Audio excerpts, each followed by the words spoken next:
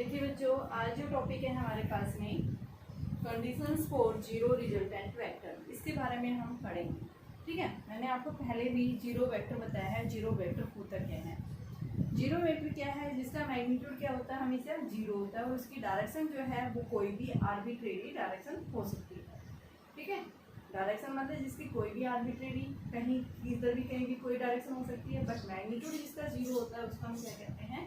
Zero vector. मान लो मैंने क्या लिखा है, एक वेक्टर इधर लग रहा है, दूसरा वेक्टर इधर लग रहा है, ये माइनस ए है, ये प्लस का ए है, तो नेक्स्ट वेक्टर क्या हो गया? प्लस ए माइनस ए, यानी क्या आ गया? जीरो आ गई। इसको हम क्या कह रहे हैं? Zero vector. तो यहाँ पे भी हमारे पास में इसी तरह से यानी हम क्या निकाल रहे हैं? जीरो वेक्टर क्या होता है, यानी कंडीशंस क्या होंगी जीरो वेक्टर के लिए। तो देखिए, जब भी आपके पास में दो या दो से अधिक वेक्टर्स अगर क्या कर रहे हैं, सेम ऑर्डर में लाई कर रहे हैं, और अगर ये क्या कर रहे हैं, एक पॉलीगन यानी कि क्लोज्ड लूप फॉर्म करते हैं, यानी अगर आपके पास में क्या है, दो या दो से अधिक जो है क्या ले रखे हैं, आपने वेक्टर्स ले रखे हैं, और इन वेक्टर्स को आप जो है इनका रिजल्टेंट यानी क्या कह रहे हैं कि जो है अगर ये तीनों क्या कर रहे हैं, किसी भी ट्रायंगल, मान लो एक ट्रायंगल फॉर्म कर रहे हैं और ये तीनों किसमें है? Same order. ये हो गया फर्स्ट, सेकंड, थर्ड, तीन वेक्टर्स हो गई। ये हमने क्या लिया? ए वेक्टर लिया। ये हमने क्या लिया? बी वेक्टर लिया। ये हमने क्या लिया? C vector. तीनों वेक्टर सेम ऑर्डर में, सेम ऑर्डर का मतलब क्या है? फर्स्ट वेक्टर का हेड सेकंड वेक्टर के टेल के साथ कोइंसाइड कर रहा है, इसी तरह से सेकंड का हेड थर्ड के टेल के साथ कोइंसाइड कर रहा है। तो तीन वेक्टर्स को इस तरह से अरेंज किया गया है कि क्या कर रहे हैं, वो सेम ऑर्डर में लाई कर रहे हैं, और सेम ऑर्डर में जब ये लाई करते हैं, जिनकी डायरेक्शन, जिनके मैग्नीट्यूड और जो है हमने क्या ले रखा है, अलग अलग ले रखा है, जब ये तीनों एक साथ किसी ऑब्जेक्ट के ऊपर जब लाई कर रहे हैं, तो सेम ऑर्डर के अंदर ये लाई कर रहे हैं, तो हम क्या बताते हैं, इनका रिजल्टेंट क्या हो जाता है? जीरो हो जाता है। और जब रिजल्टेंट जीरो आ जाता है, यानी आर की वैल्यू आपके पास में जीरो आ जाती है, तो उस केस में हम क्या कहेंगे? Object is in equilibrium. Object is in equilibrium. Equilibrium means rest में है ऑब्जेक्ट। तो यानी हम क्या बताएंगे, कोई भी ऑब्जेक्ट इक्विलिब्रियम में कब होगा, यानी या तो क्या है, नेट फोर्स जीरो हो जाता है, या फिर तीनों वेक्टर्स यानी कि आपके पास में क्या कर रहे हैं, तीन वेक्टर्स जो हैं वो एक साथ किसी ऑब्जेक्ट के ऊपर यानी कि एक्स हो रहे हैं एक पॉइंट के ऊपर, ए एट द सेम टाइम के ऊपर, तो इनका मैग्नीट्यूड और डायरेक्शन जो है हम क्या कर रहे हैं, थ्री साइड से द्वारा जो है रिप्रेजेंट किया गया है, और इनकी साइड्स को हमने एक ट्राइंगल की फॉर्म में इनको क्या किया है, अरेंज किया है। तो ये क्या कर रहे हैं, एक आपके पास में जो है क्या फॉर्म करें, पॉलीगन, एक क्लोज लूप फॉर्म करें, क्लोज पॉलीगन फॉर्म कर रहे हैं, और ये क्लोज पॉलीगन के अंदर क्लोज हो गया, क्लोज का मतलब बंद हो गया। ठीक है, ये first vector, second vector, third vector एक क्लोज पॉलीगन फॉर्म कर रहे हैं। मान लो जरूरी है तीन ही वेक्टर्स, आपके पास ज्यादा भी हो सकते हैं, दूसरा हो गया, तीसरा हो गया, चौथा हो गया, पांचवा हो गया, ये भी क्या है, इसमें पांच वेक्टर्स हैं, लेकिन ये क्या फॉर्म कर रहे हैं, एक क्लोज पॉलीगन फॉर्म कर रहे हैं, और ये क्लोज पॉलीगन जो है इसके अंदर अलग अलग वेक्टर्स हैं, अलग अलग इनकी डायरेक्शंस हैं, लेकिन ये सारे जो है सेम ऑर्डर के अंदर किसी भी एक बॉडी के ऊपर क्या हो रहे हैं, एक साथ एक्ट हो रहे हैं, तो इनका नेट रिजल्टेंट क्या आ जाता है? जीरो आ जाता है। और जब किसी बॉडी के ऊपर नेट रिजल्टेंट, नेट फोर्स अगर जीरो आ जाता है, तो उस केस में हम क्या बताते हैं कि क्या है, वो बॉडी इक्विलिब्रियम में। इक्विलिब्रियम का मतलब क्या है कि बॉडी किसके अंदर है? रेस्ट के अंदर है। ठीक है, तो यहाँ से हम क्या लिख सकते हैं, मान लो इसको मैंने नाम दिया पी क्यू आर, तो पी क्यू लाइन के ऊपर कौन सा फोर्स लग रहा है? ए वेक्टर लग रहा है। तो यहाँ से हम क्या लिख सकते हैं बेटा, ए वेक्टर, यानी मैं इस लाइन को इस तरह से रिप्रेजेंट कर सकती हूँ कि ए वेक्टर जो एक्सर्ट हो रहा है वो किसके इक्वल है? पी क्यू के ऊपर। दूसरा बी वेक्टर जो है वो कहाँ लग रहा है? क्यू आर के ऊपर। तीसरा सी वेक्टर जो है आर के ऊपर। इस तरह से ये जो है ये क्या है, आपके पास में सेम ऑर्डर के अंदर है, और इसको हम क्या बताते हैं, इनका नेट रिजल्टेंट जो है वो क्या होता है?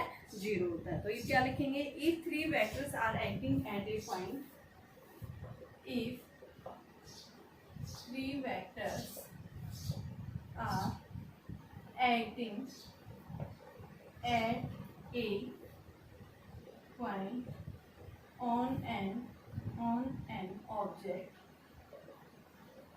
whose magnitude and directions, जिनका मैग्नीट्यूड और डायरेक्शन जो है वो क्या कर रही हैं, उनको हमने किससे रिप्रेजेंट किया गया है कि points on an objects x at the same time, are acting at a point on an object at the same time. देखो ये बोला at the same time whose magnitude and directions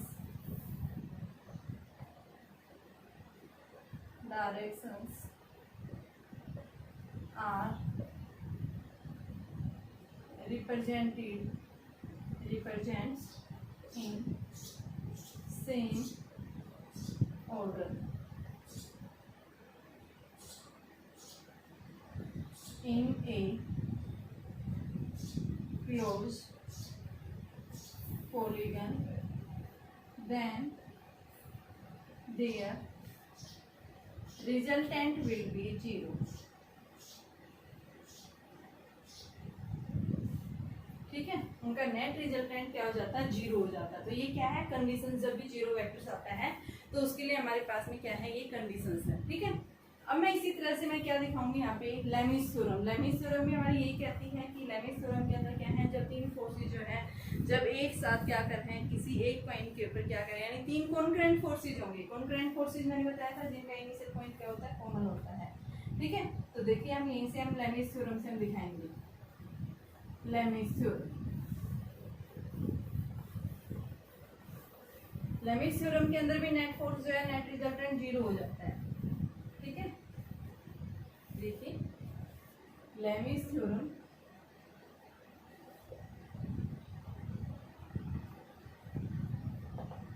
if three concurrent, यानी कि एक force, दूसरा force, तीसरा force, F1 F2 F3,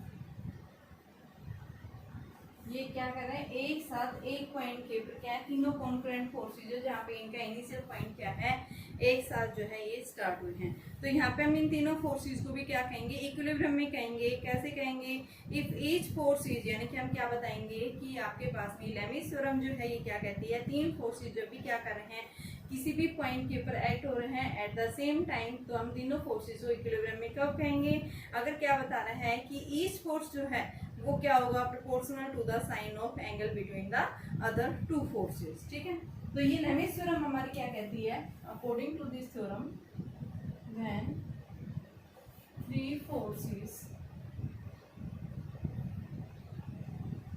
which are concurrent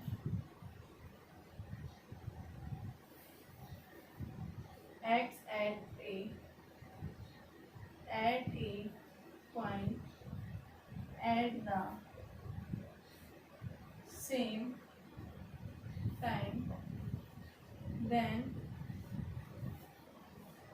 these forces are said to be in equilibrium if each force is proportional to the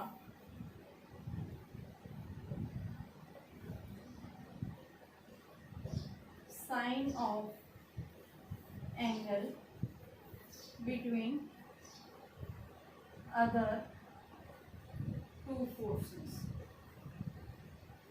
यानी ये क्या कहता है कि जब तीन फोर्सेस कैसे हैं, कॉन्करेंट, कॉन्करेंट का मतलब क्या है, एक साथ एक पॉइंट के ऊपर क्या कर रहे हैं, एक्ट हो रहे हैं ये। ठीक है, तो ये क्या कह रहे हैं, तीनों फोर्सेस को हम इक्विलिब्रियम में कब कहेंगे, जब क्या कह रहा है, हर एक फोर्स जो है वो क्या है, मान लो F1 फोर्स है, इस F1 फोर्स ने क्या किया, अदर दो फोर्सेस के बीच में एक एंगल बनाया है, उसके प्रोपोर्शनल है।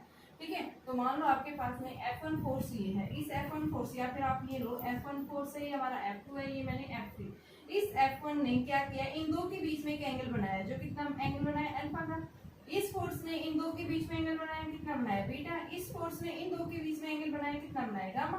तो आपकी जो ये स्टेटमेंट है, लेमिस थ्योरम ये कहता है कि साइन ऑफ द एंगल, यानी कि वो क्या होगा, 180 माइनस अल्फा कर दो या अल्फा कर दो यहाँ पे।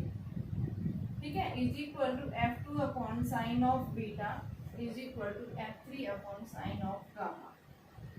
ठीक है, हमारे पास में तीन फोर्सेस अगर क्या है, each force is directly proportional to the sine of angles between the other two forces. तो इस केस में हम क्या कहते हैं कि ये क्या है, आपके पास में तीनों फोर्सेस जो है ये किस में होंगे, इक्विलिब्रियम में होंगे। तो ये क्या है हमारी लेमिस थ्योरम। ये F1 फोर्स कौन सी लाइन के ऊपर, मान लो ये ए साइड है, ये बी साइड है, ये सी साइड, तो F1 अपॉन ओ ए, F2 अपॉन में OB, F3 अपॉन में OC हम लिख सकते हैं। तो ये क्या है, इसको अगर आपके पास कोई दो फोर्स रखें, एक की वैल्यू पूछिए तो हम वो क्या कर सकते हैं, निकाल सकते हैं। और जब भी आपके पास में कोई भी ऑब्जेक्ट जब इक्विलिब्रियम में होगा, अगर कोई भी ऑब्जेक्ट इक्विलिब्रियम में होगा तो उससे क्या होगा, वहां तो ना तो कोई रोटेशनल मोशन होगा, ना ही कोई लीनियर मोशन होगा बेटा उसके अंदर, और ना ही वहां पे पोटेंशियल एनर्जी जो होगी ना वो कैसी होगी, मिनिमम होगी। आपने ये ध्यान रखना है कि जब भी आपने क्या बताओगे कि लेमिस थ्योरम ये कहती है कि जब भी आपके पास में 3 या 3 से अधिक फोर्सेज अगर क्या है सेम ऑर्डर में लाई कर रहे हैं, उनका नेट रिजल्टेंट अगर 0 आ जाता है तो वहाँ पे ना तो रोटेशनल मोशन होगा, ना ही वहाँ कोई लीनियर मोशन होगा, और ना ही वहाँ पे जो है पोटेंशियल एनर्जी जो होगी वो कैसी होगी, मिनिमम होगी। पोटेंशियल एनर्जी मिनिमम किस केस में होती है, स्टेबल होती है। ठीक है, स्टेबल और अनस्टेबल दो कंडीशन बता रही है। अनस्टेबल का मतलब क्या है, अगर कोई भी बॉडी के ऊपर हमने फोर्स लगाया, फोर्स लगाने के बाद उसकी शेप चेंज होगी, और जैसे फोर्स को हटा देते हैं तो वापस अपनी ओरिजिनल पोजीशन पे नहीं आती, यानी कि उसके पास मैक्सिमम पोटेंशियल एनर्जी होती है, और उस केस में हम उसको क्या कहते हैं, अनस्टेबल। और स्टेबल का मतलब क्या है कि जैसे ही आपने फोर्स को हटाया तो वापस बॉडी अपनी ओरिजिनल शेप में आ गई है। ठीक है, यानी उसके पास में मिनिमम पोर्शन है तो पोटेंशियल एनर्जी क्या हो जाती है, मिनिमम, और उसको हम क्या बोलते हैं, क्या है वो, स्टेबल कंडीशन है। ठीक है, तो यहाँ पे आप क्या बताएंगे, जब भी आपके पास लेमिस थ्योरम ये कहती है कि आपके पास में 3 फोर्सेज अगर क्या है सेम ऑर्डर के अंदर लाई कर रहे हैं तो उनका नेट रिजल्टेंट हमेशा 0 होगा, और जब नेट रिजल्टेंट फोर्स 0 हो जाता है तो उसको हम क्या बोलते हैं, क्या है वो आपके पास में, यानी कि वो तीनों फोर्सेज जो है वो इक्विलिब्रियम में है। ठीक है, और इक्विलिब्रियम में होंगे तो वहाँ पे ना ही कोई रोटेशनल मोशन होगा, ना ही कोई लीनियर मोशन होगा, और वहाँ पे पोटेंशियल एनर्जी जो होगी वो कैसी होगी, मिनिमम होगी। ठीक है, अभी देखिए मैं इसके क्वेश्चंस करवा रही हूँ। देखिए बच्चों, ये लेमिस थ्योरम के ऊपर एक क्वेश्चन है। आपके पास में क्या कह रहा है, एक बॉब है, उस बॉब का वेट जो है 50 ग्राम है, हैंग्स वर्टिकली। मान लो ये है आपके पास एक बॉब है, हैंग्स वर्टिकली है, ये 50 ग्राम वेट है इसका। ठीक है, at the end of string 50 centimetre इसकी लेंथ है। इफ 20 ग्राम फोर्स, अगर हॉरिजॉन्टली इसके ऊपर एक फोर्स अप्लाई किया तो फोर्स लगाते कहाँ जाएगा, ऊपर की तरफ जाएगा। तो ये इस तरह से, यानी कि मेन पोर्शन पे थोड़ा सा स्लाइटली डिस्प्लेस हो गई। ठीक है, अब इसका वेट किधर होगा, mg डाउनवर्ड होगा, इधर क्या लगाया, फोर्स अप्लाई किया है, यहाँ रस्सी के अंदर क्या लगेगा, टेंशन एक्सर्ट होगा, ये कितना एंगल, थीटा एंगल से डिस्प्लेस हो गया। ठीक है, तो इसने पूछा है how much distance the Bob is force aside from its initial position when it reach in equilibrium, यानी कि जैसे ही जिस पॉइंट के ऊपर पहुंची है, तो जैसे ही उस पॉइंट के ऊपर पहुंची है तो बताइए उसमें डिस्टेंस जो है उसकी किसके इक्वल आई है। डिस्टेंस का मतलब कौन सी डिस्टेंस है, ये वाली डिस्टेंस, ये यहाँ से यहाँ। ठीक है, इसको हमने नाम दिया, मान लो O point, A point, B point. ठीक है, अब यहाँ पे देखो ये इस पॉइंट के ऊपर जैसे ये क्या है, मीन से एक्सट्रीम पॉइंट के ऊपर चली गई है, और यहाँ पे आते ही इक्विलिब्रियम में बता रहा है। तो यानी इक्विलिब्रियम का मतलब क्या है, भी जितना फोर्स इधर लग रहा है वो फोर्स किससे, इस साइड से बैलेंस हो रहा है। ये वाला जो फोर्स लग रहा है नीचे mg, वो इस साइड से बैलेंस होगा, यानी इस साइड का मतलब इससे बैलेंस होगा। ठीक है, और ये जो है ये ऊपर ये टेंशन जो लग रहा है ये भी हम दिखाएंगे, यानी ये किससे बैलेंस होगा। तो यहाँ पे हमारे पास में 3 कंडीशंस बनेगी। तो कौन कौन सी कंडीशंस बनेगी वो देखिए। सबसे पहले आपके पास में by using the Lami's theorem, by using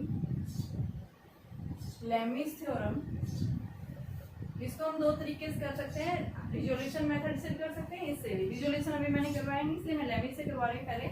तो यहाँ से आपके पास ये जैसे ही मेन से एक्सट्रीम पॉइंट के ऊपर आया तो ये A से B डिस्टेंस पूछी है।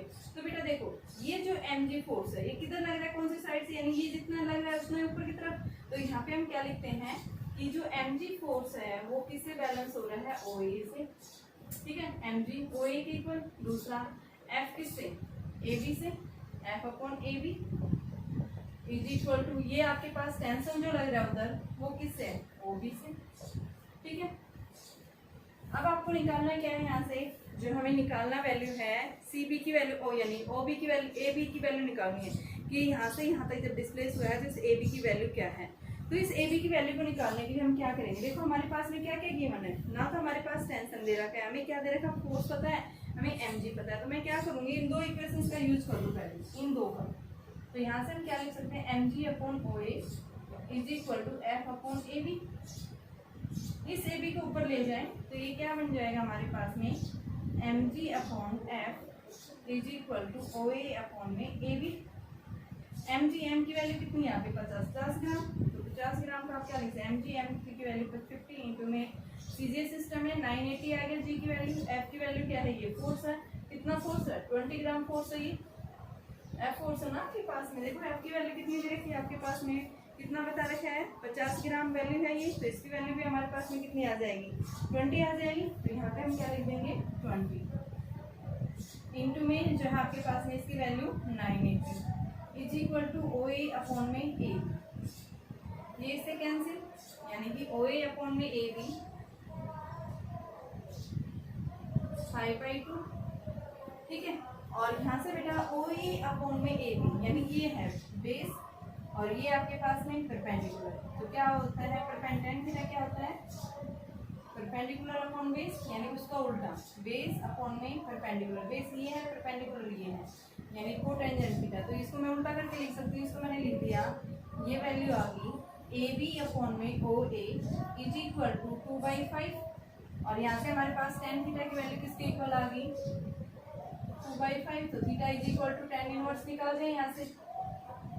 और थीटा हमारे पास आ गया तो यहाँ से हम क्या निकाल सकते हैं, इस टाइम हमें निकालना ही है, तो साइन थीटा ले लो परपेंडिकुलर अपॉन में क्या हो गया हाइपोटेनस, ठीक है।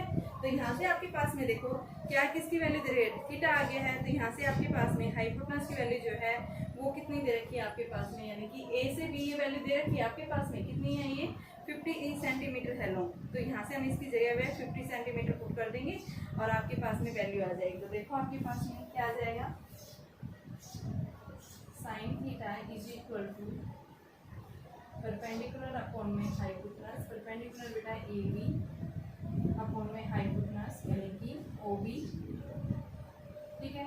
तो A B is equal to O B sine theta, O B की वैल्यू कितनी है वही लेंथ 50 सेंटीमीटर, तो यहाँ हम क्या लिखेंगे 50 साइन थीटा, थीटा की वैल्यू क्या है tan इनवर्स 2/5, इसको हम सोल्व कर देंगे ये वैल्यू आ जाएगी। देखो मैंने क्या बताया ये जो फोर्स है जैसे मेन सेक्शन पॉइंट इक्विलिब्रियम में है, इक्विलिब्रियम कब होगा कि जिधर इस साइड जितना फोर्स लगेगा वो इससे बैलेंस हो रहा है, तो ये कौन सी साइड ए बी साइड के ऊपर फोर्स लग रहा है तो एफ अपॉन ए बी लिख दिया, ये जितना फोर्स लग रहा है वर्टिकली डाउनवर्ड जितना लग रहा है उतना ही वर्टिकली यानी इससे बैलेंस हो रहा है, और ये किधर है ऊपर की तरफ लग रहा है तो ये इधर की इस साइड से ओबी से, तो मैंने तीनों को लिख दिया, इन दोनों को यूज करके मैंने क्या निकाल दिया थीटा की वैल्यू निकाल दी, थीटा आ गया तो यहाँ से हमने इसी ट्रायंगल से क्या ले ली साइन थीटा, और यहाँ पे हमने क्या ले लिया साइन थीटा क्या होता है परपेंडिकुलर अपॉन हाइपोटेनस, तो यहाँ से हमारे पास में क्या आ जाएगा इसका परपेंडिकुलर यानी ए बी हमें निकालना।